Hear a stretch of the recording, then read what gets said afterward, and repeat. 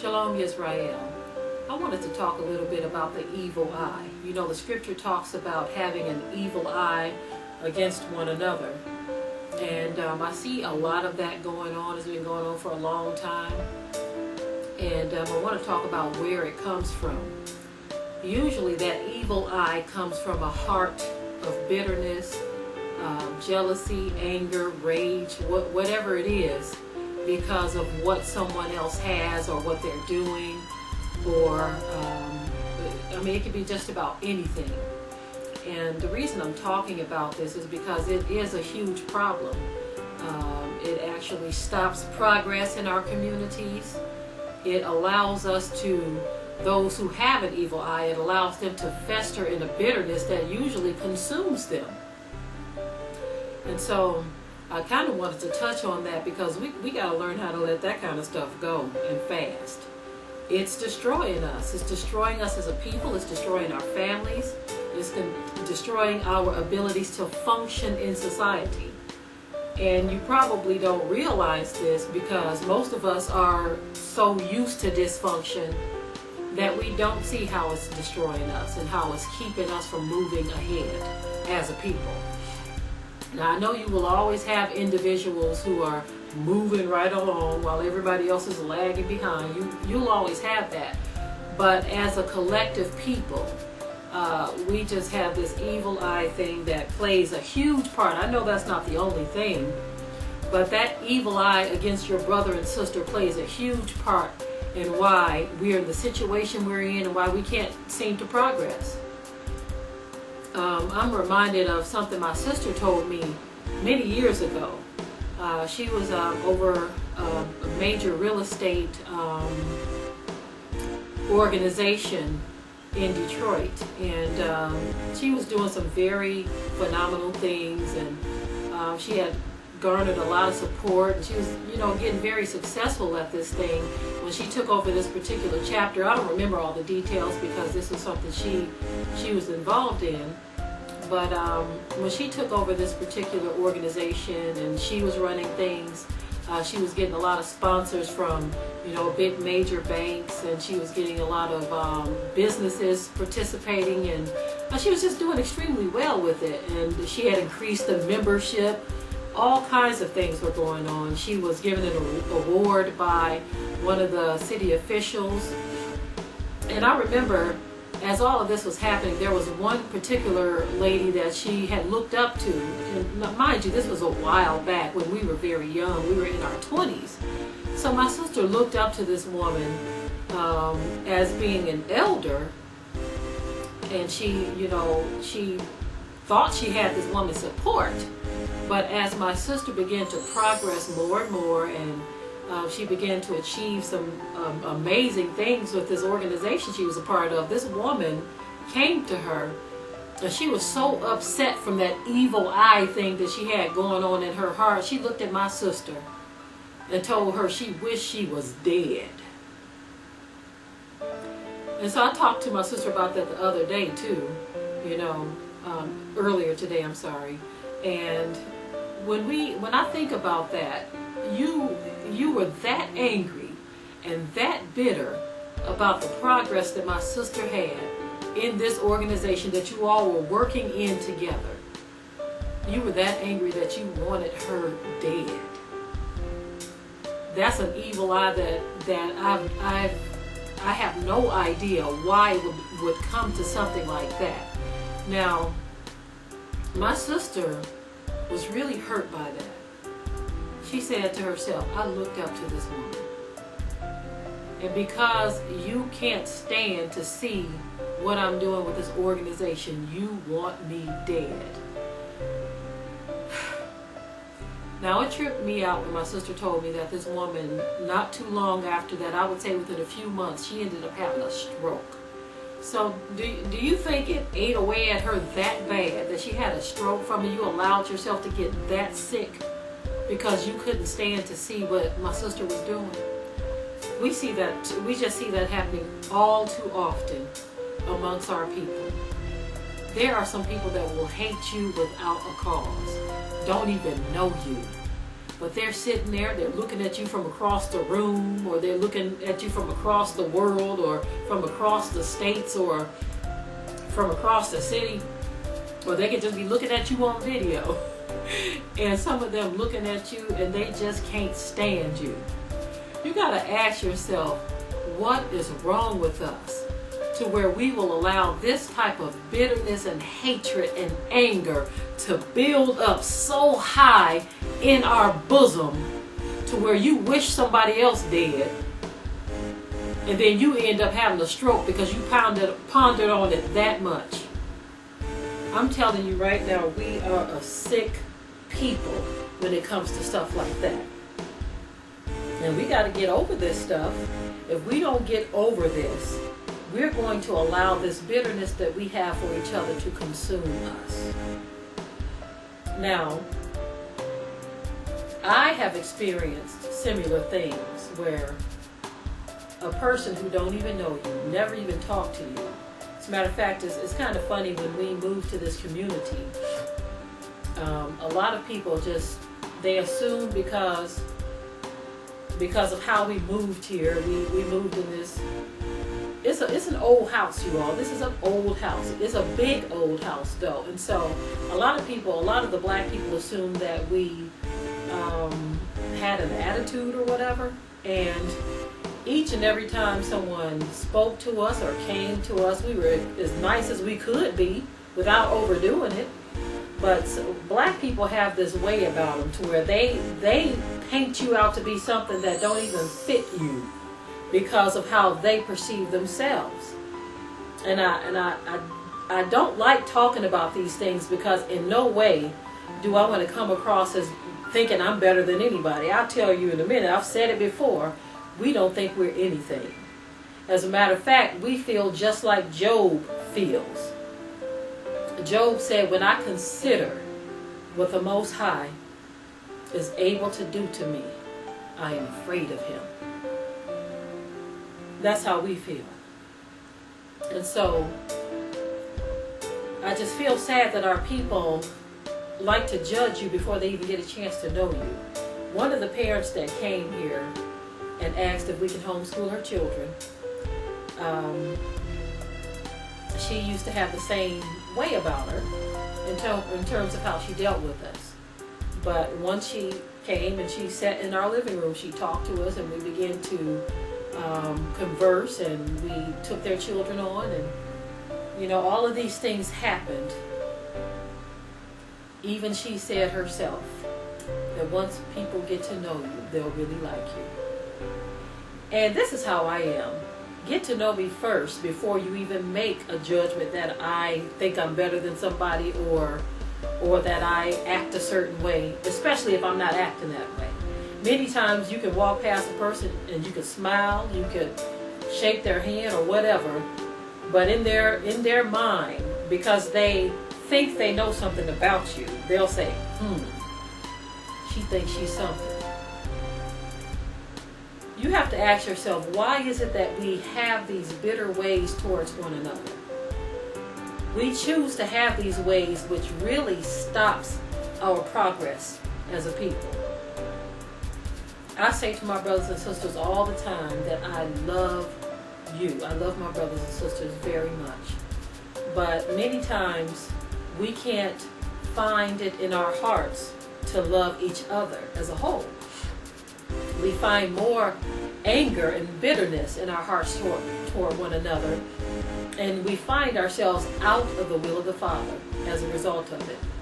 The Most High says, don't come to me telling me that you love me when you hate your brother whom you see every day. I had someone a long time ago, they told another person, they said, I just can't stand that. And they called me the B word. And the person that they said this to knows that I had nothing but love and compassion for this person and all of our people. And as a matter of fact, I remember, and I was very young at the time. I was in my early 20s. I remember when I found out that this person they were hungry. They didn't have any food. And the person that told me how they felt about me is the one who told me that they didn't have any food, that they were struggling and everything. And guess what? At the time, I didn't have a lot of food either.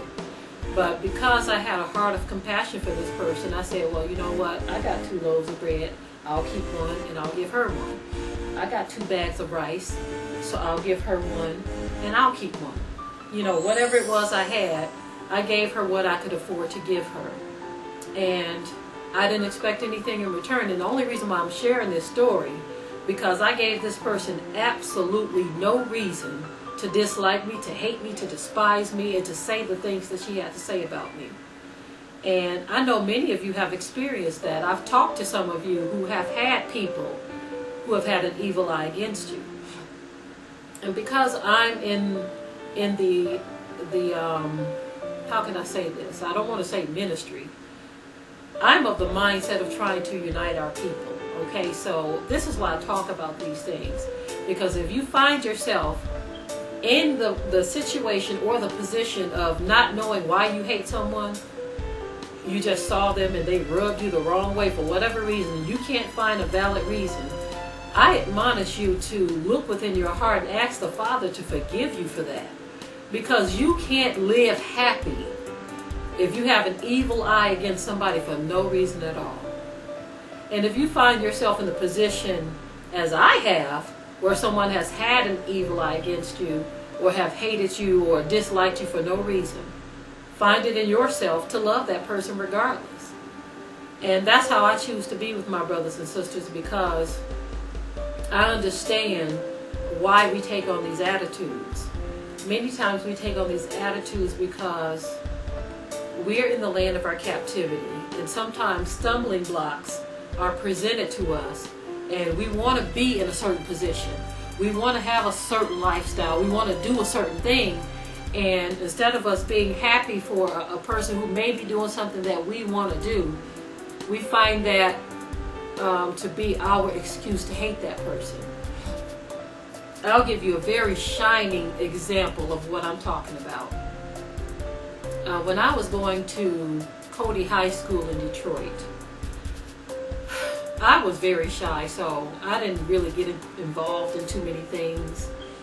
I was a Christian at the time. I used to carry my Bible to to school. Me and my sister, we used to carry our Bibles to school, and we just kind of stayed to ourselves. So we didn't get into too much, but I remember there was a young woman in my class. She was a very beautiful young woman. She had really long hair, and she wore really nice clothes. And turn this heater around on my feet a bit because it's kind of chilly today. But she had really nice clothes, really long hair. She's very attractive, very pretty girl. And a lot of girls in the school, a lot of the black girls in the school had a very jealous way about it. They had an evil eye against people, And so this particular young lady, I remember one day after class, about 12 girls got together and they decided they were going to teach her a lesson. Now, from my recollection of the young lady, she was in my class. I've never known her to be haughty. I've never known her to be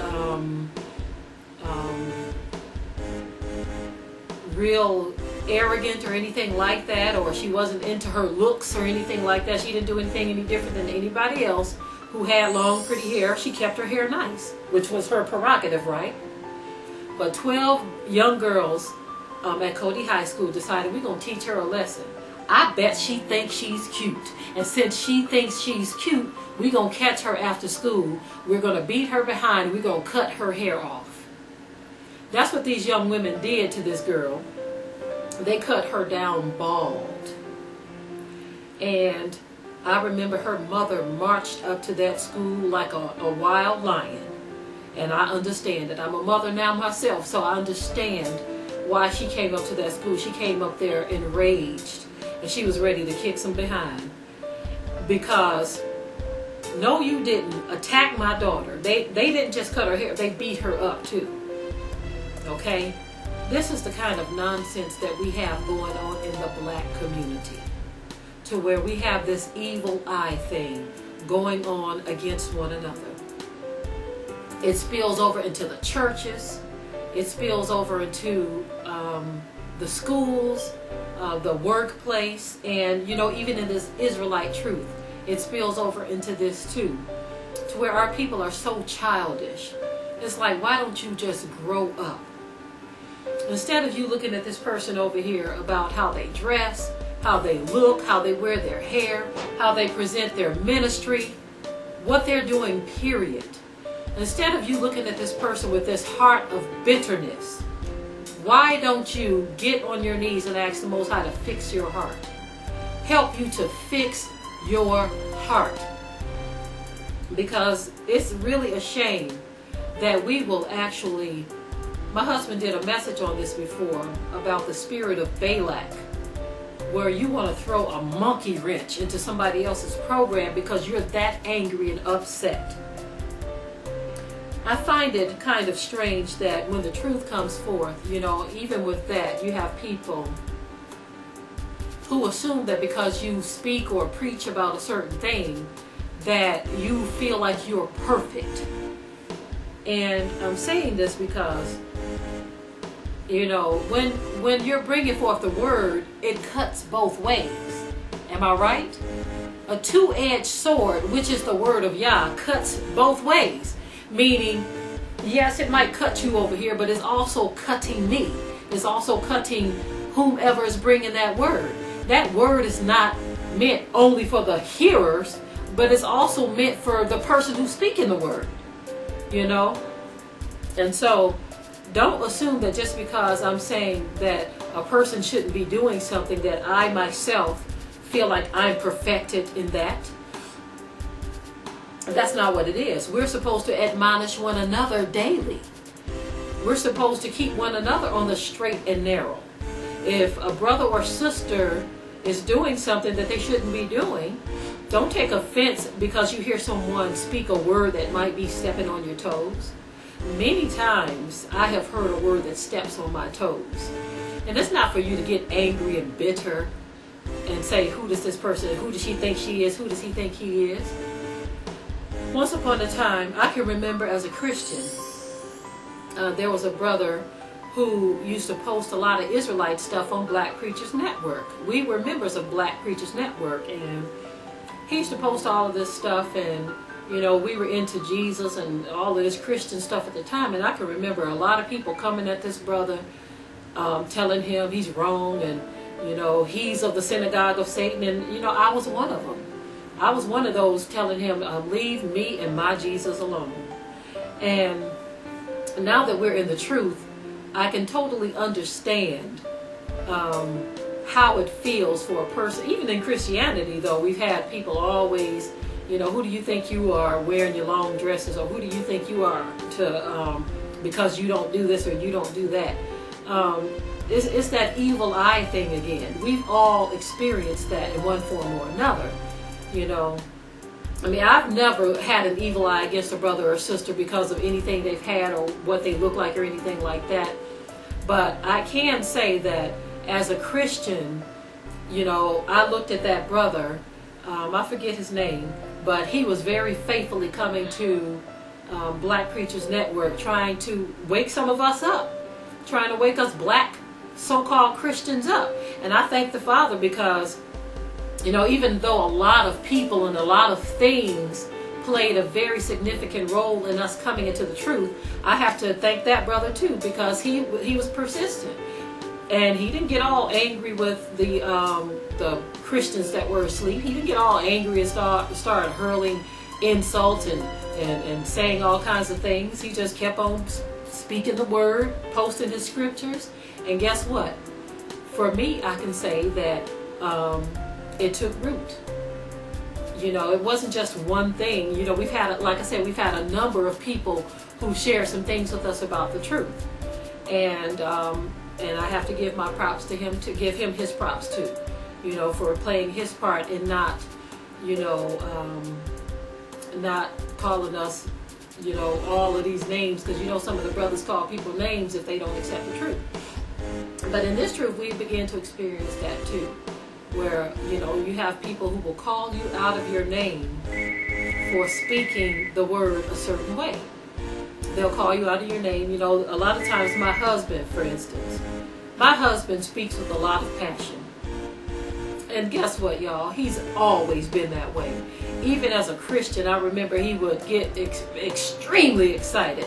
Sometimes my husband gets so excited when he talks about the word. It might scare some of those who are used to people just talking quiet and whispering things, you know. My husband talks loud when he gets happy about the Most High. And so right now we have some brothers accusing him of being full of pride, or saying that you get overexcited, you this, you that. They don't understand that excitement that he feels when he talks about the word. And so they'll come and they'll point their fingers and they'll say that he's full of pride, or he's full of this. Instead of seeing that he's just full of passion about the word, they have branded it for what they want it to be. And you know, even with the Whited Out series, we've had a number of people who have come and said various things to my husband, and I'm going to defend my husband right now. That's the furthest thing from the truth. You know, one brother said, I know that's your masterpiece. You know, that's your masterpiece, and you just feel a lot of pride about your masterpiece. Another brother said something very similar, to where you have all this pride, and I can tell you're this and you're that. And I'm like, why do you even feel the need to comment about anything like that? We don't take that as no masterpiece. We take that as a tool for the Most High, that the Most High gave us to minister to his people. This ain't got nothing to do. And another brother said something about, I know you want your Emmy Award and your Grammy Award for your documentaries. And we're like, why do people feel the need to come at you like that? It's completely, to me, childish. It's very childish. All of us have something that the Most High may lay upon our hearts to say or to do. And that's what we have to do. But for another person to use that as an occasion to attack you, or to say that you're full of pride, or you're full of this, or you're full of that, then the only thing we can say to that is, brother or sister, we pray that the Most High give you peace within your heart as it relates to those things, because our goal and our mission is not to get any Grammy or Emmy Award, as you call it. Our goal and our mission is to wake up the lost sheep of Israel, and to those Gentiles who want the truth, for them to wake up too. Nothing more, nothing less. And I hate to say this, I feel strange even having to defend this, but I felt the need to do this because I love my husband. And I don't like to hear, I'm going to defend my husband. I'll just put it to you that way. I'm going to defend my husband because that is the most humble man I know. And I know many of you sisters can say the same about your husband. Praise be the Most High. But I'm going to defend my husband today. My husband is not a prideful man. He's just very passionate when it comes to speaking the word. And so all of you brothers who want to accuse him of that, you can take that somewhere else, because that is not my husband at all. He's a very humble, very loving brother. Everyone who has talked to him, I've said that this brother is very down to earth. When people come to our home, they feel very comfortable, and they say the same thing, that we are very down to earth. We are not what people try to accuse us of. We even had a relative that said that ever since my husband got married that he's changed. We're like, my husband is the same sweet person he's always been. And the friend of ours who he told that to, was a mutual friend of the family. He looked at that brother and he said, you can't accuse Eric of that. You can't accuse him of that. He ain't no different than he was before. He's just as down to earth as he always have been. And so I just want us as a people to move past all of this foolish nonsense and learn how to get along with one another, instead of trying to always put another person under a microscope and let me see, what is it about that? I just can't put my finger on. The reason why you can't put your finger on it, because there's nothing there. You know, people always have an angle. They always want to know what you got going on behind the scenes. And why can't it just be that this person over here is just who they are? Why can't it be that these people are just down to earth? Why can't it be that this community is just want to stay to themselves? You know, you have a lot of people talking about this camp and that camp, this community and that community. Though we may not all agree in everything, I think there should still be this love that we have for one another. When you look at other nations, I think I may have talked about this before, some of them may not be able to even stand each other. But when it comes to certain things, they know how to put differences aside and use that cohesion for the bettering of all of them, for the whole group. We don't know how to do that. And I'm to the point now of wanting to holler and throw up both my hands and just say forget it when it comes to trying to bring about cohesion amongst our people. As a matter of fact, I am at that point. All I'm interested in doing right now is the will of the Father. And if it's the will of the Father, He will send you people, because we have met some amazing Israelites, okay, that we definitely want to join together with in doing many things, whether it be community, business, or whatever. But we're all just waiting for the right moment, because there are some things we don't want. We don't want to mortgage anything, and we don't want to be subject to the system in regards to like the water and the gas and all of that. We want to be, completely self-sufficient, okay? And so we thank the Father for sending us Israelites that we have been able to have very serious conversations with about that. And as far as everyone who wants to stay in this childlike state of mind of little Sally Sue is over here doing this, or she's doing this, and why if people who want to stay in that childlike state of mind, you just kind of do your thing and just ignore those kind of people, because they will always be the ones on the outside looking in, pointing at you, pointing at your endeavors, or accusing you of this or accusing you of that. My husband and I, we're going to cover the topic of even how our, I may deal with the sisters myself, and my husband may deal with the brothers, but we're going to deal with how our unions, how, we've done the marriage series, but we kind of want to break off a little bit and do a separate one for the sisters and a separate one for the brothers. But we want to talk about how having better unions as Israelites would greatly improve all of us. And until we can get to that point of seeing how important it is, we're going to have all of this dysfunction that Deuteronomy, the 28th chapter, talks about. We're going to have all of that dysfunction that Leviticus, the 26th chapter, talks about. And various other chapters and verses talks about the dysfunction that we would have as a people because of our stiff-necked hard-headedness. Again, I was kind of wanting to hit on that evil eye thing, because that's one of those subjects that we just run across so often. Many of you have talked to us directly, my husband and myself, on the phone, and we've done Skype with some of you, and however we can get that fellowship is awesome. And I just thank the Father for those of you who take the time to get to know us and just don't sit in some glass house across the way throwing rocks at us. We don't sit up here and claim to be perfect in any way. We've never come across it, but don't look at us because we've done these documentaries and assume that we think we're better than anyone.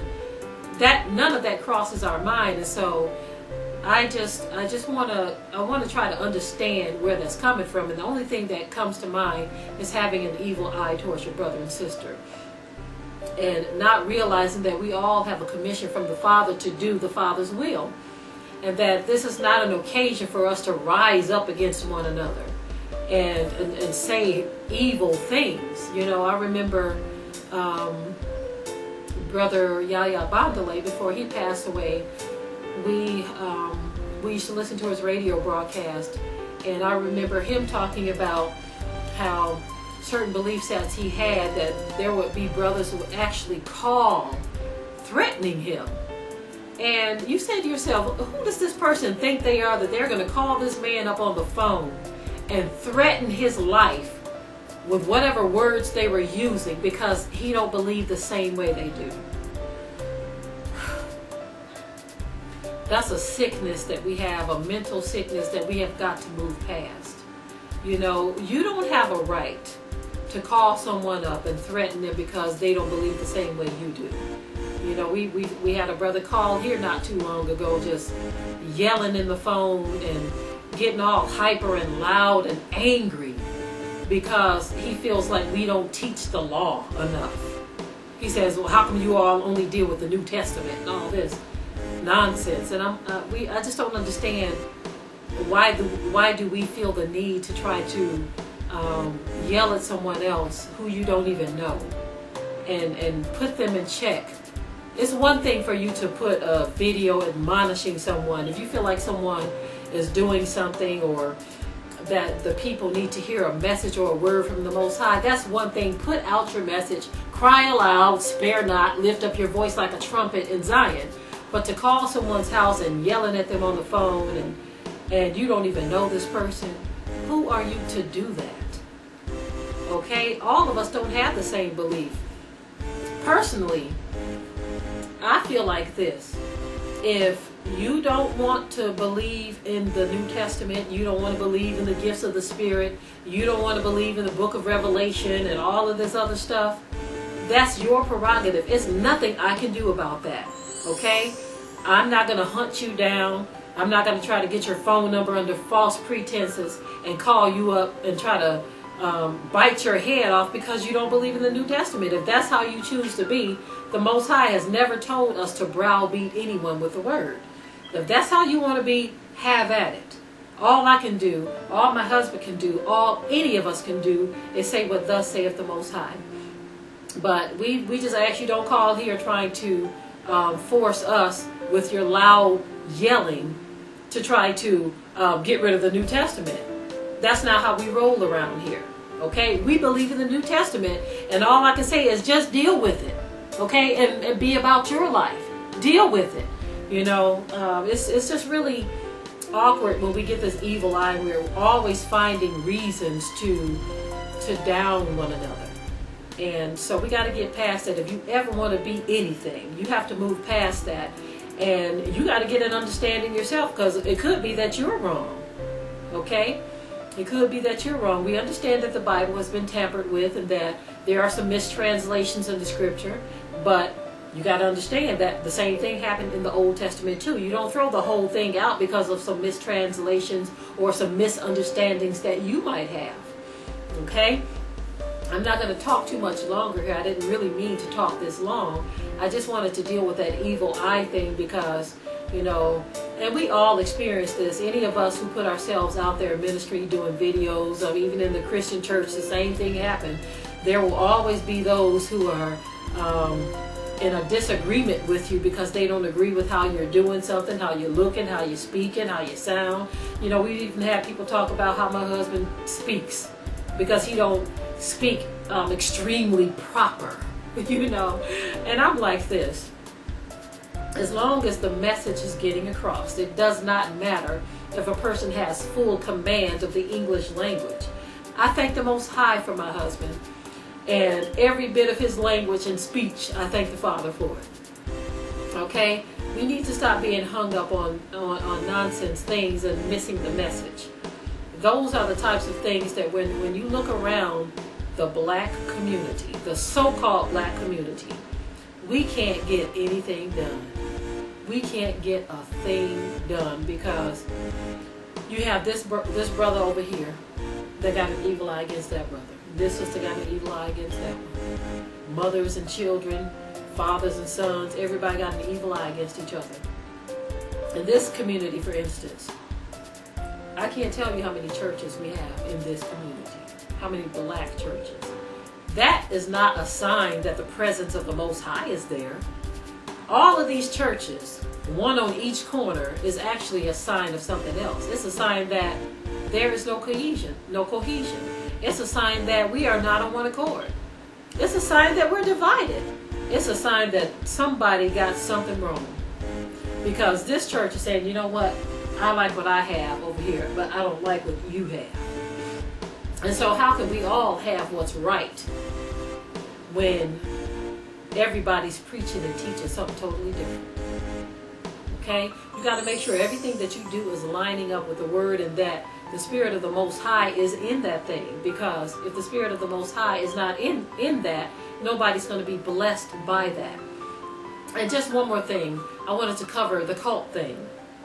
I should have mentioned this a little bit earlier, and I might do a break-off video from this at some point. But a lot of people think that being an Israelite is a cult. As a matter of fact, we had a young lady approach us. She sent us a message and actually said that we are a cult. Now, I can understand when you see a lot of the brothers on the street corners yelling and cursing and talk about killing people, that you can be confused and think of this as some type of cult. But then if you're going to say that, then the Christian religion that you're in, you better go ahead and call that a cult too, because Christianity has committed more murder than any other group on the face of this planet. Any other religious group, Christianity. And so this young lady accused us of being a cult, and we're lying to people, and we're deceiving people and causing people to go astray.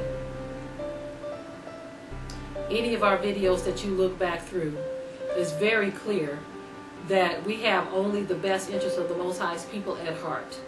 And we don't like being lumped together with a group of men over here who are, they are Hebrew Israelites. Okay, y'all got to understand that they are Hebrew Israelites.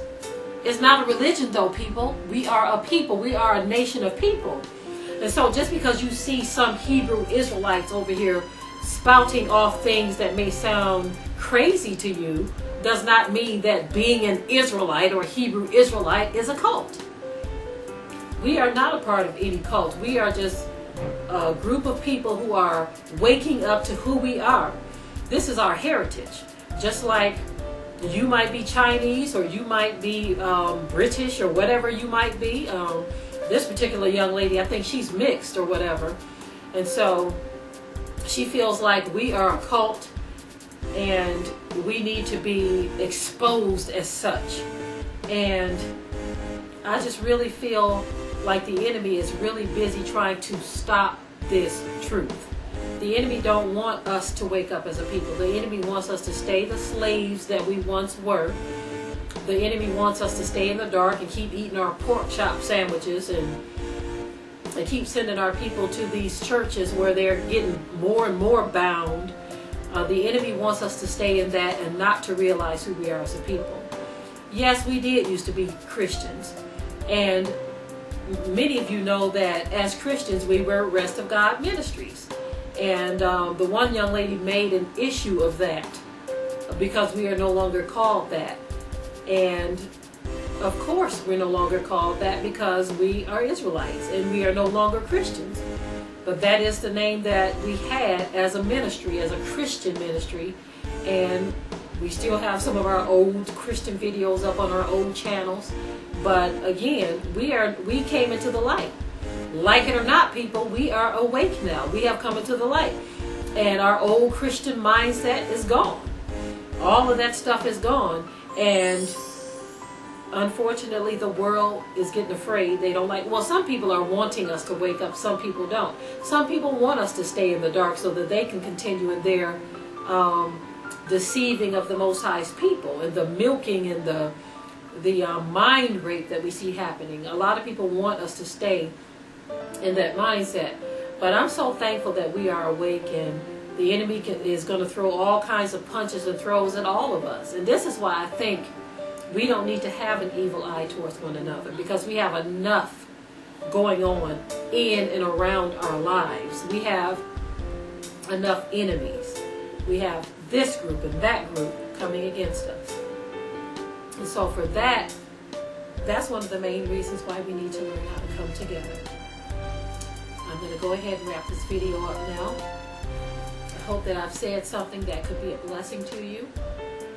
And I want you all to know that I love you dearly in the Most High. And shalom to you.